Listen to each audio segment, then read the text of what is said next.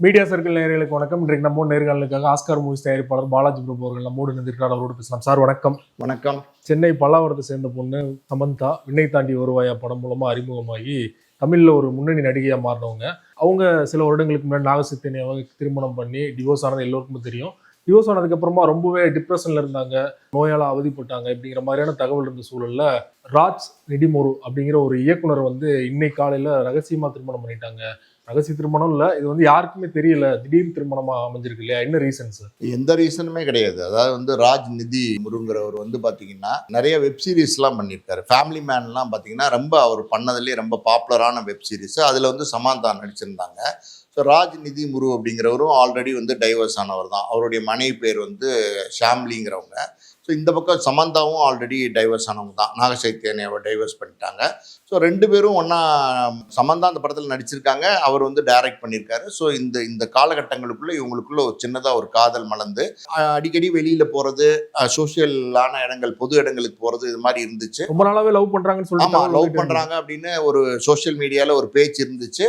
ஆனால் பார்த்தீங்கன்னா அவங்க அந்த காதலை ஓப்பனாக வெளிப்படுத்தாமல் இருந்தாங்க. இன்றைக்கி திடீர்னு பார்த்தீங்கன்னா நம்ம கோவையில் இருக்கிற இந்த ஈஷா மையத்தில் அவங்க லிங்க பைரவி தேவி அப்படிங்கிற கோயில் அங்கே இருக்குது. அந்த கோயிலில் திருமணம் செஞ்சுருக்காங்க. பூத சுத்தி விவாகா அப்படிங்கிற முறையில் இந்த திருமணம் செஞ்சுருக்காங்க. சமந்தா பொறுத்த வரைக்கும் ஒரு கிறிஸ்டின் பேக்ரவுண்ட்லேருந்து வந்தவங்க. ஸோ ஆல்ரெடி நாக சைத்தன்யா அவங்கள திருமணம் செஞ்சுருந்தாங்க. இப்போ இந்த திருமணமே பார்த்தீங்கன்னா ஒரு ஒரு ஹிந்து சடங்குப்படி தான் அவங்க திருமணம் பண்ணியிருக்காங்க. இந்த திருமணத்தில் சமந்தாக்கு ரொம்ப நெருக்கமான நண்பர்கள், உறவினர்கள். அதே மாதிரி அந்த டைரக்டர் ராஜ் நிதிமுரு அவருக்கு நெருக்கமான நண்பர்கள், உறவினர்கள், இவங்க மட்டும்தான் கலந்துட்டு இருக்காங்க. கிட்டத்தட்ட ஒரு 30 பேர் தான் கலந்துட்டு இருக்காங்க. ஸோ இந்த திருமணத்தை ஏன் ஈசா மையத்தில் வச்சாங்க அப்படின்னா, சமந்தா சமீப காலத்தில் அடிக்கடி ஈசா மையத்துக்கு போயிட்டு வந்தாங்க. சிவராத்திரிலாம் அவங்க, ஆமாம், சிவராத்திரியில எல்லாம் போய் கலந்துக்கிட்டாங்க. ஸோ சமந்தா பொறுத்த வரைக்கும் அங்கே அவங்களுக்கு ஏதோ ஒரு நிம்மதி கிடைக்குது அப்படின்ற எண்ணங்கள் அவங்களுக்கு இருக்கும்னு நினைக்கிறேன். ஸோ அப்படி இருக்கும்போது இந்த திருமணம், 2வது திருமணம், அந்த திருமணம் நல்லா இருக்கணும் அப்படிங்கிறதுனால அங்கே அந்த திருமணத்தை நடத்தலாம் அவங்க விருப்பப்பட்டிருப்பாங்கன்னு நினைக்கிறேன்.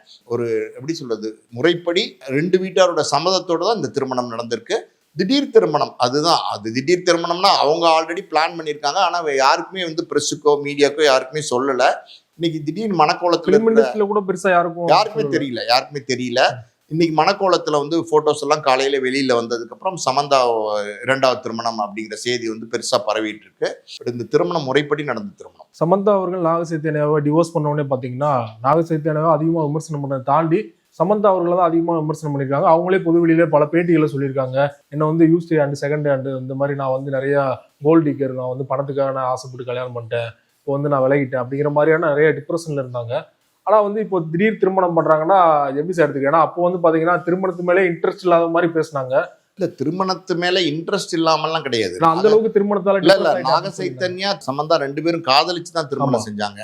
ஸோ இங்க என்னன்னா, இந்த நாகார்ஜுனா குடும்பம் ஒரு பாரம்பரியமான குடும்பம் தெலுங்குல. ஸோ நாகார்ஜுனாவே ஒரு காதல் திருமணம் பண்ணிக்கிட்டார். அமலாவை காதல் திருமணம் பண்ணிக்கிட்டார். அமலாவும் ஒரு நடிகையா தான் இருந்தாங்க.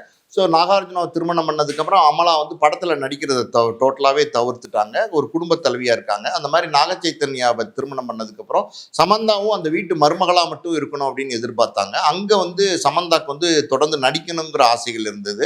ஸோ இதனால தான் சில பிரச்சனைகள், அது ஆரம்ப புள்ளி அதுதான் அப்படிங்கிறாங்க. அந்த ஆரம்ப புள்ளி அடுத்தடுத்த கட்டங்களுக்கு நகர்ந்து புருஷ மொண்டாட்டிக்குள்ளே பெரிய விரிவை ஏற்படுத்திருச்சு. குடும்பத்துக்குள்ளேயுமே சில கலவரம் ஏற்பட்டதுனால சமந்தா நாகச்சைத்தன்யாவை பிரியறதா முடிவெடுத்து விவாகரத்தும் பண்ணிட்டாங்க. 2021 விவாகரத்தாயிருச்சு. நீங்க கேட்ட மாதிரி பாத்தீங்கன்னா 2 விதமா பேசப்பட்டது அன்னைக்கு சோசியல் மீடியால. ஒண்ணு நாகச்சைத்தன்யா குடும்பத்துல சமந்தா ஒரு அடிமை மாதிரி வச்சிருந்தாங்க, அவங்களுக்குள்ள சுதந்திரத்தை கொடுக்கல அப்படிங்கிற மாதிரி பேசினாங்க. இன்னொரு பக்கம் பாத்தீங்கன்னா இந்த விவாகரத்தானா ஜீவனாம்சங்கிற பேர்ல ஒரு பெரிய தொகை கிடைக்கும். ஏன்னா இப்ப நாகச்சைத்தன்யா கிட்டத்தட்ட 4000 கோடிக்கு சொத்துக்கு அதிபதியா இருக்காரு.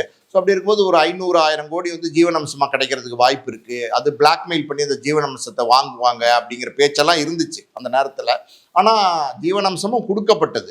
சமந்தா இந்த திருமணத்திலேருந்து விலகும் போது ஒரு 300-400 கோடி ரூபா ஜீவனாம்சம் கொடுக்கறது பேசினாங்க சமந்தாக்கு. ஆனால் சமந்தா என்ன சொல்லிட்டாங்கன்னா, நான் பணத்துக்காண்டி இந்த திருமணம் பண்ணல, இது உண்மையான காதலுக்காண்டி தான் நான் திருமணம் பண்ணேன். அந்த காதலே உடஞ்சி போச்சுன்னும் போது எனக்கு எந்த பணமுமே தேவையில்லை, எந்த ஜீவனாம்சமே தேவையில்லை, நான் என்னால் உழைச்சி தனியாக என்னால் வாழ முடியும் அப்படிங்கிற ஒரு நம்பிக்கையோடு அவங்க வந்து எதுவுமே பணமே வேணான்னு உதறிட்டு அந்த திருமண பந்தத்துலேருந்து வெளில வந்தாங்க. அன்னைக்கு வந்து சமந்தாவை எல்லாருமே பாராட்டினாங்க. இந்த மாதிரி ஒரு பெண் ஒரு முடிவு இப்போ பார்த்துட்டு இருக்கோம் திரையுலகத்துல பல டிவோர்ஸ்க்கு அப்புறம் ஜீவனாம்சத்துக்காக எவ்வளவு கோர்ட்டு படியேறாங்க அப்படின்னு. ஆமா, ஜீவனாம்சத்துக்காண்டி கோர்ட்டு படியேற பல வழக்குகள் நம்ம பார்த்துட்டு இப்போ ஜெயம் ரவி ஜெயம் ஆர்த்தி வழக்குல எல்லாம் பார்த்தீங்கன்னா ஜீவனாம்சத்துக்காண்டி பெரிய போராட்டமே நடக்குது. இன்னொரு பக்கம் பார்த்தீங்கன்னா மாதம்பட்டி ரங்கராஜ் ஜாய்க்கு சிலா அது 2வது திருமணமாக இருந்தால் கூட அங்கேயுமே ஜீவனாம்சம் வேணும்னு அவங்களும் ஒரு பெரிய போராட்டம் நடக்கிறாங்க. இப்படி பெண்கள் பொதுவாகவே பார்த்தீங்கன்னா இந்த மாதிரி திருமணமாகி விலகும் போது அவங்க கொஞ்சம் பலவீனமாக ஃபீல் பண்ணுவாங்க. அடுத்து நம்ம என்ன பண்ணுறது, அந்த மாதிரி ஒரு சூழ்நிலையில ஒரு ஜீவனம்சங்கிறது ஒரு பாதுகாப்பான ஒரு பணம் வேணும் அப்படின்னு நினைப்பாங்க. ஆனா அதையெல்லாம் வேண்டான்னு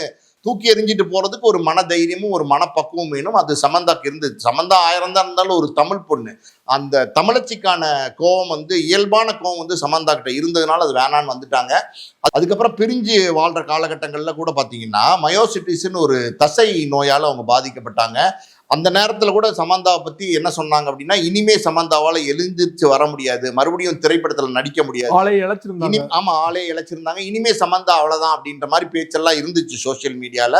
ஆனால் அதுக்கான ட்ரீட்மெண்ட், அது கடுமையான ட்ரீட்மெண்ட்டு, அதுக்கு கொடுக்கப்படுற மருந்து மாத்திரைகள் வந்து ரொம்ப சைடு எஃபெக்ட்ஸை உண்டு பண்ணக்கூடிய ஒரு ட்ரீட்மெண்ட்டு. அதை எல்லாம் தாண்டி அந்த ட்ரீட்மெண்ட் எடுத்து இன்னைக்கு பழையபடி வந்து சமந்தா ஒரு எப்படி சொல்றது திருமண பந்தத்துக்குள்ள மறுபடியும் இணைஞ்சிருக்காங்க. ஸோ இது எல்லாமே என்ன காமிக்குது அப்படின்னா சமந்தாவுடைய தைரியமான மனோபாவத்தை தான் காமிக்குது. இதுக்கு நடுவுல நாக சைத்தன்யா பார்த்தீங்கன்னா சோபிகா துலிபாலா அப்படிங்கிற ஒரு நடிகை திருமணம் செஞ்சிட்டாரு.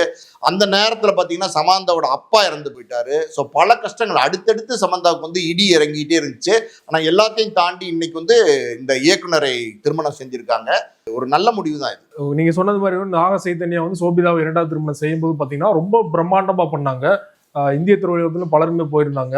அவருடைய அப்பா இறந்த போது எவ்வளவு கஷ்டத்துல இருந்திருப்பாங்க, ஸோ இப்படி பிரம்மாண்டமா திருமணம் பண்றாங்களே அப்படிலாம் சொன்னாங்க. ஆனா சமந்தா நினைச்சிருந்தா அவருக்கு போட்டியா வந்து இவங்களும் பிரம்மாண்டமா பண்ணிருக்க முடியும். ஆனா அவங்க அதெல்லாம் வேணாம், ஏற்கனவே வந்து ஜீவனாம்சம் வேணாம், நாங்க இப்போ நான் போட்டியா வந்து உனக்கு திருமணம் பண்ண மாட்டேன், நான் வந்து சாதாரணமாவே பண்ணுவேன்னு சொல்றாங்க இல்லையா. இப்போ ஒரு திருமணம், அந்த திருமணம் அது காதல் திருமணம், அந்த திருமணம் பந்தமே உடஞ்சி போச்சு, அந்த காதலே உடஞ்சி போச்சுன்னதுக்கு அப்புறம் இனி என்ன இருக்கு அப்படின்னு ஒரு மனநிலை இயல்பாவே வரும். அந்த மாதிரி ஒரு மனநிலை அவருக்கு வரல, நாக சைத்தன்யாவுக்கு வரல. நாக சைத்தன்யா நீங்க சொன்ன மாதிரி பாத்தீங்கன்னா சோபிதா துலிபாலாவை திருமணம் செய்யும் போது அவங்க வந்து நல்ல கிராண்டா மறுபடியும் திருமணம் பண்ணாங்க. அந்த நேரத்துல இவங்க அப்பா இறந்து போயிருந்தாங்க. ஸோ அந்த மனவேதனைகள்லாம் நிச்சயமா இருந்திருக்கும். அதாவது எல்லாரையும் மாதிரி அவங்களும் ஒரு மனுஷி தானே, அதனால நிச்சயமா அந்த வேதனைகள்லாம் இருந்திருக்கும். அதெல்லாம் வந்து அவங்க கடக்குறாங்க. அந்த காலகட்டத்தை கடந்து தான் இந்த வெற்றி அடைஞ்சிருக்காங்க. இன்னைக்கு இது 2வது திருமணம் அப்படிங்கிறது மட்டும் இல்லாம இந்த திருமண பந்தத்துக்கு இவ்வளவு எளிமையா இருந்தா போதும் அப்படிங்கிற மனநிலை அவங்களுக்கு வந்திருக்கலாம். ஈசா மையத்துக்குலாம் அடிக்கடி போறதுனால அங்க அவங்களுக்கு ஒரு ஆன்மீக தேடல் இருந்திருக்கலாம், ஒரு மன அமைதி கிடைச்சிருக்கலாம். இந்த ஆடம்பரம் பகட்டு இந்த மாதிரியான விஷயங்களை எல்லாம் தவிர்க்கணுங்கிற எண்ணங்கள் வந்திருக்கலாம். ஸோ அதனால வந்து இந்த திருமணத்தை எளிமையா நடத்தணும்னு நினைச்சிருக்காங்க. அதே மாதிரி அவங்க அமைதி தேடின இடம் ஈஷாலே நடத்தியிருக்கிறாங்க. அது தப்பு கிடையாது. ராஜ்நிதி முருவோட முதல் மனைவி ஷாமிலியும் பார்த்தீங்கன்னா அவங்களும் வந்து ஒரு திரைக்கலைஞர் தான், அசிஸ்டன்டா இருந்திருக்காங்க. அவங்க லவ் மேரேஜ் தான் பண்ணியிருக்காங்க சமந்தா மாதிரியே. அவங்களும் வந்து டிவோர்ஸ் பண்ணியிருக்காங்க. டிவோர்ஸ் பண்ணதுக்கப்புறம் பார்த்தீங்கன்னா இவங்க மேரேஜ் ஆன இன்னைக்கே ஒரு இன்ஸ்டால ஒரு ஸ்டோரி போட்டிருக்காங்க. அந்த ஸ்டோரியில் பார்த்தீங்கன்னா விரக்தி அடைந்த மக்கள் தான் 20 தான் வந்து இந்த மாதிரி ஒரு முடிவு எடுப்பாங்க அப்படின்னு சொல்லிட்டு விமர்சனம் பண்ணியிருக்காங்க இல்லையா. இது எப்படி புரிஞ்சுக்கிறது, என்ன காரணம்? அபிஷியலா டிவோர்ஸ் பண்ணதுக்கு அப்புறம் தான் அவர் திருமணம் பண்ணியிருக்காங்க, எதனால அந்த ஒரு ஸ்டோரி? முதல் மனைவியை இவர் வந்து எப்படி சொல்ற ராஜ்நிதி முருங்கிறவர் வந்து சட்டப்படி வந்து விவகாரத்து பண்ணிட்டார். இந்த பக்கம் சமந்தா வந்து நாக சைத்தன்யா விவகாரத்து பண்ணிட்டாங்க. இப்ப 2 பேரும் திருமணம் செய்துக்கிறதுக்கு ஏதாவது தடை இருக்கா அப்படின்னா எந்த தடையும் இல்லை, சட்டப்படி எந்த தடையும் இல்லை. ஸோ அதனால அவங்க திருமணம் பண்ணியிருக்காங்க. ஸோ இந்த முதல் மனைவி அதாவது வந்து ராஜ்நிதி முருவோட முதல் மனைவி வந்து அவங்க ஒரு போஸ்ட் ஒன்று இன்னைக்கு போட்டிருக்காங்க. அதாவது தவறானவர்கள் தவறான நேரத்தில் எடுக்கும் முடிவு தவறானதாக இருக்கும் அப்படிங்கிற மாதிரி போட்டிருக்காங்க. ஸோ அது அவங்களுக்குள்ள ஏதாவது கோபங்கள் இருக்கலாம். அந்த கணவர் வந்து நம்மளை திருமணம் செஞ்சுட்டு விட்டுட்டாரு அப்படிங்கிற எண்ணங்கள் இருக்கலாம். அவங்க வந்து இப்போ இன்னைக்கு வந்து கணவர் வந்து இன்னைக்கு பிரபலமான நடிகையை வந்து திருமணம் செய்யறாரு அப்படிங்கிற எண்ணங்கள் இருக்கலாம். ஒரு பக்கம் பாத்தீங்கன்னா இந்த ராஜ்நிதி முருகுங்கிறவர் வந்து பாத்தீங்கன்னா 100 கோடி மேல சொத்துக்கு அதிபதியா இருக்காரு. ஒரு சாஃப்ட்வேர் இன்ஜினியரா அமெரிக்காவில் ஒர்க் பண்ணவர், ஒரு பக்குவப்பட்டவராக இருக்காரு. ஸோ இந்த பக்கம் சமந்தாவுமே ஒரு 70-80 கோடிக்கு அவங்க சொத்துக்கு அதிபதியாக இருக்காங்க. ஸோ பெரிய ஒரு நல்ல வாழ்க்கை அந்த கணவருக்கு அமைஞ்சிருச்சுங்கிற எண்ணங்கள் அவங்களுக்கு இருக்கலாம். அவங்களுக்கு மறுமணம் ஆச்சா ஆகலையான்னு தெரில. ஸோ அந்த கோவங்களே அவங்க வெளிப்படுத்தியிருக்கலாம். அது தப்புன்னு நம்ம சொல்ல முடியாது. அவங்க மறுமணம் ஆனவங்களா மறுமணம் ஆகலையா அப்படிங்கிறது நமக்கு தெரியல. பட் வந்து சில நேரங்கள் கோவத்தின் வெளிப்பாடு தான். இல்லை, அது ஒரு கோவத்தின் வெளிப்பாடு தான். அதாவது நம்ம கணவர் நம்மளை விட்டுட்டு போயிட்டாரு அப்படிங்கிறது அவங்க என்ன காரணம் நமக்கு தெரியாது. அந்த குடும்பத்துக்குள்ள என்ன பிரச்சனை வந்துச்சு, அந்த கணவன் மனைவிக்குள்ள என்ன சிக்கல் இருந்துச்சு, எதனால அவங்க கருத்து வேறுபாடு வந்துச்சு, எதனால அவங்க பிரிஞ்சாங்க, இதெல்லாம் நமக்கு எதுவுமே தெரியாது. அப்படி இருக்கும்போது அங்க அந்த முதல் மனைவி அந்த ஷாம்லி வந்து காயப்பட்டிருக்கலாம் இந்த இயக்குனரால. அது உண்மையா பொய்யா என்னன்றது நமக்கு தெரியாத பத்தி நம்ம சொல்ல முடியாது. ஸோ அந்த காயப்பட்டிருக்கும் போது வந்து இந்த மாதிரி ஒரு திருமணம் நடக்கும்போது அந்த திருமணத்துக்கு வந்து அவங்க இப்படி ஒரு ஸ்டேட்டஸை போட்டுக்கலாம். நீங்க சமந்தாவுடைய திருமணம் நாக சைத்தன்யாவோட நடந்தப்ப சித்தார்த் ஒரு போஸ்ட் போட்டாரு. அதாவது நாகூர் பிரியாணி யாருக்கு கிடைக்கணும்னு இருக்கோ அவங்களுக்கு தான் கிடைக்கும் அப்படின்னு போஸ்ட் போட்டாரு. ஏன் போட்டாரு? சித்தார்த்தும் சமந்தாவும் வந்து ஒரு காலத்துல வந்து காதலிக்கிறாங்கன்னு பேசப்பட்டது. ஆனா வந்து அந்த காதல் வந்து திருமணத்துல போய் முடியல. ஸோ அப்படி இருக்கும்போது வேறு ஒரு மணமகனை இந்த சமந்தா திருமணம் செய்யறாங்கன்னும் போது அவருக்குள்ள ஒரு கோபம் இருந்திருக்கலாம். அந்த கோபத்தின் வெளிப்படையா வந்து அந்த போஸ்ட்டை போட்டாரு. ஸோ அவர் போட்ட மாதிரி பார்த்தீங்கன்னா நாகூர் பிரியாணி யாருக்கு போய் கிடைக்கணுமோ அது கரெக்டாக கிடைக்க வேண்டியவங்களுக்கு கிடைச்சது. ரொம்ப நன்றி சார். சமந்தா திருமணம் தொடர்பாக பல்வேறு விஷயங்களோட மிக்க நன்றி. நன்றி.